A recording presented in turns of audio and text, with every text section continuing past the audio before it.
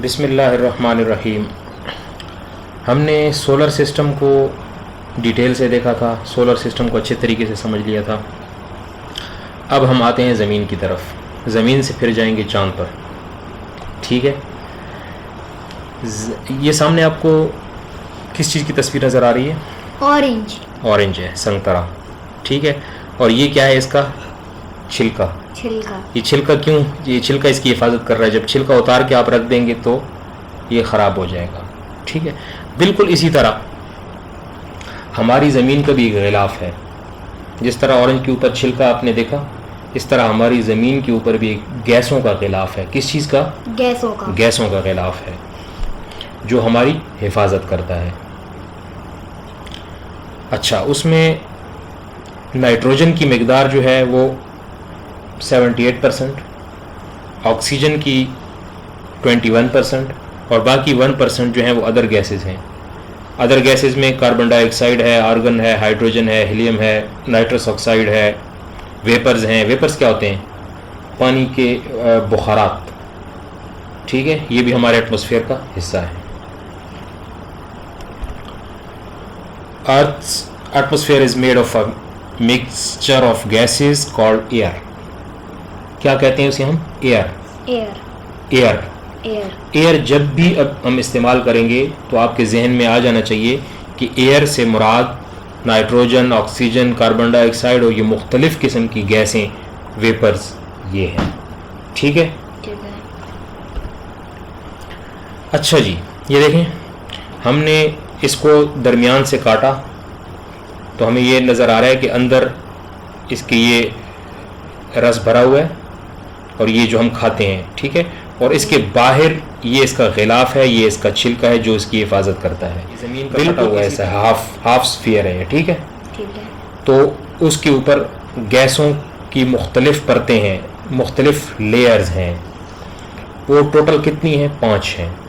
उनके नाम troposphere, stratosphere, mesosphere, thermosphere और एक्सोस्फेयर, ये इनके नाम है। ठीक है,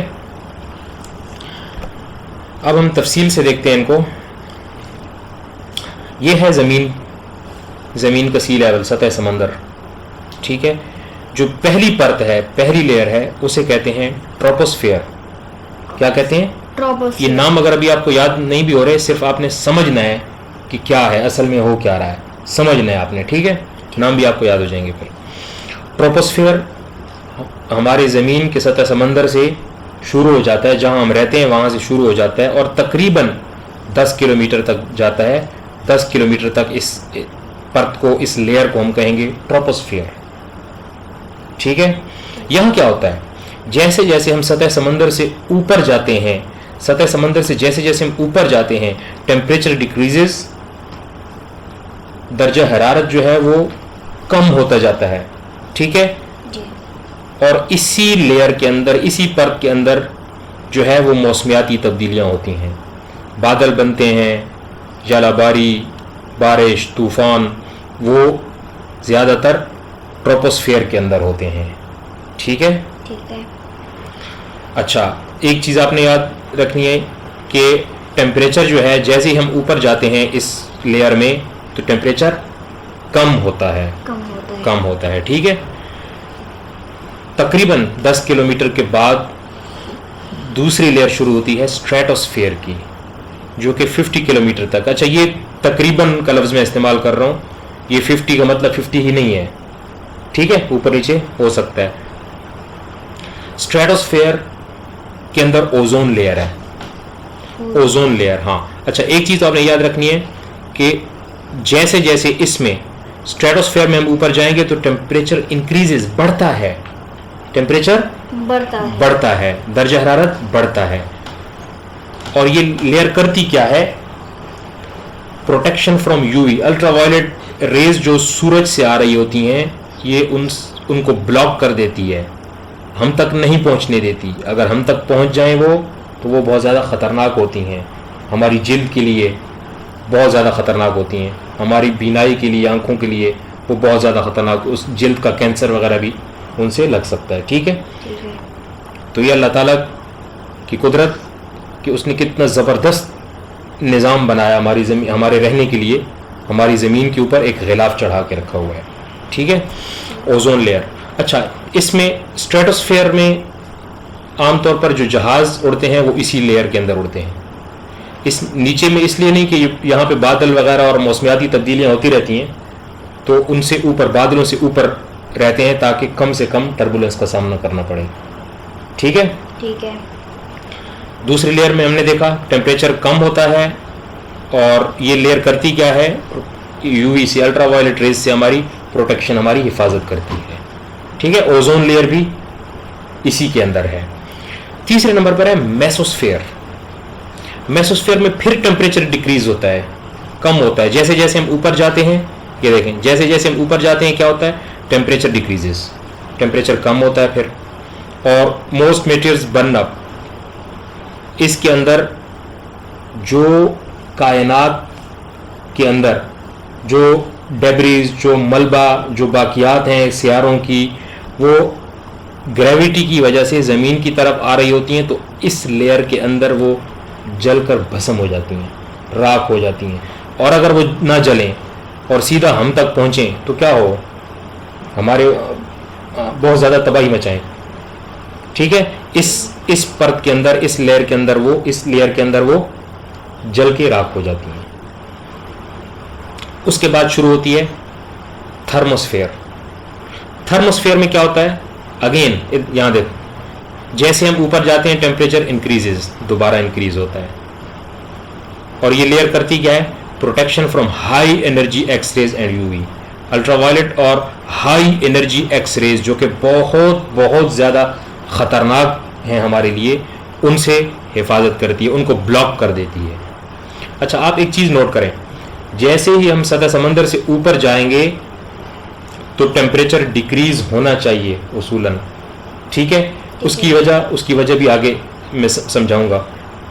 लेकिन यहाँ पे टेम्परेचर इंक्रीज होता है और यहाँ भी इंक्रीज होता है। उसकी वजह सिर्फ ये है कि ओजोन लेयर भी अल्ट्रावायलेट को रोकती है, और थर्मोस्फेयर के अंदर भी high energy X rays radiation जो होती हैं ये इनको ब्लॉक करती है, इसलिए इसका टेम्परेचर बढ़ता है। वरना ऊपर जाते जाएं तो जो ये एटमॉस्फेयर है हमारा, गैस के मॉलिक्यूल्स जो हैं ये दूर होना शुरू हो जाते हैं एक दूसरे से, तो वहाँ ऑटोमेटिकली टेम्परेचर कम होता है, प्रेशर और टेम्परेचर कम होते हैं। ठीक है, इंटरनेशनल स्पेस स्टेशन जो है वो इसी लेयर के अंदर ऑर्बिट करता है,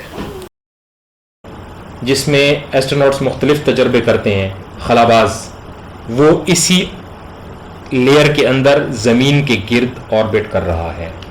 वो जो उड़ते हैं, हाँ, खलाबाज उड़ते नहीं हैं, हाँ बिल्कुल, वो ऐसा लगता है जैसे उड़ रहे हों, लेकिन वो गिर रहे होते हैं असल में वो गिर रहे होते हैं, वो फ्री फॉल कंडीशन में होते हैं। हाँ ठीक है, किसी दिन इंटरनेशनल स्पेस स्टेशन के बारे में भी पढ़ेंगे। ठीक है। अच्छा, उसके बाद है exosphere. Exosphere doesn't behave like a gas. ये सबसे ऊपर की परत है, सबसे ऊपर की लेयर है। ये गैस के तौर पर तो बिहेव नहीं करती, लेकिन इसको एक नाम दिया है। यहाँ इसके बाद फिर खला शुरू हो जाता है, स्पेस शुरू हो जाती है, जहाँ पे कोई प्रेशर वगैरह नहीं होता। ठीक है, जल्दी से हम इसको देखते हैं। आपने याद किस तरह से रखना है, ये देखें, ये नंबर लाइन से याद रखना है। नंबर लाइन पे हम राइट साइड पे जाएं तो नंबर बढ़ते हैं, और लेफ्ट साइड पे जाएं तो हम नंबर घटते जाते हैं ना। इसीलिए देखें, सबसे पहले ट्रोपोस्फेयर में टेम्परेचर कम, नेक्स्ट में टेम्परेचर ज़्यादा होता है, फिर टेम्परेचर कम, टेम्परेचर ज़्यादा होता है, और प्रेशर तो घटता ही है। टेम्परेचर, ये प्रेशर कभी बढ़ता नहीं है किसी लेयर में भी, ये हमेशा कम से कम होता जाएगा और आखिरकार तकरीबन ज़ीरो हो जाएगा। अहमियत, इसकी अहमियत क्या है, ये कितनी अहम है, ये परतें, ये लेयर्स, एटमॉस्फेयर हमारे लिए कितना अहम है, ये देखते हैं। जिस तरह ये ऑरेंज का छिलका, इसका जो गिलाफ है, छिलका है, ये इसकी हिफाजत करता है, इस तरह ये भी हमारी हिफाजत करता है। किस किस चीज़ से हिफाजत करता है देखते हैं। सबसे पहला, मुतवाज़न दर्ज हरारत। ये चांद को देखें आप, चांद का कोई एटमॉस्फेयर नहीं है, जिसकी वजह से जो इसका हिस्सा सूरज के सामने होता है वो तकरीबन 120 डिग्री सी तक, और जो सूरज के सामने नहीं होता वो तकरीबन -150 डिग्री सी तक ठंडा होता है। ये 120 डिग्री सी जो सूरज के सामने होगा, और जो सूरज के सामने नहीं होगा -150 डिग्री सी, यानी उसकी जो सरफेस है उसका टेम्परेचर मुतवाज़न नहीं है। जबकि हमारे एटमॉस्फेयर की वजह से हमारी ज़मीन का दर्जा हरारत मुतवाज़ी रहता है। किस तरह?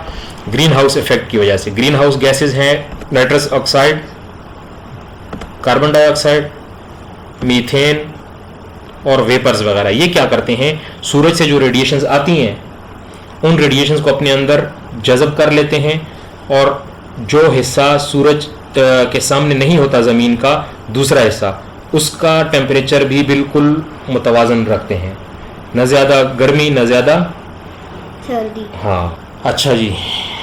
दूसरा फ़ायदा क्या है?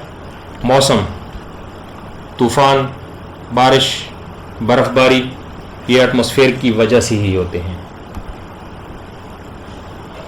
एक और फ़ायदा, मेसोस्फेयर में क्या होता है कि जो बड़े बड़े पत्थर हैं वो जलकर राख हो जाते हैं और हम तक नहीं पहुंचते। अगर हम तक पहुंच पाते वो, तो क्या हशर होता हमारा।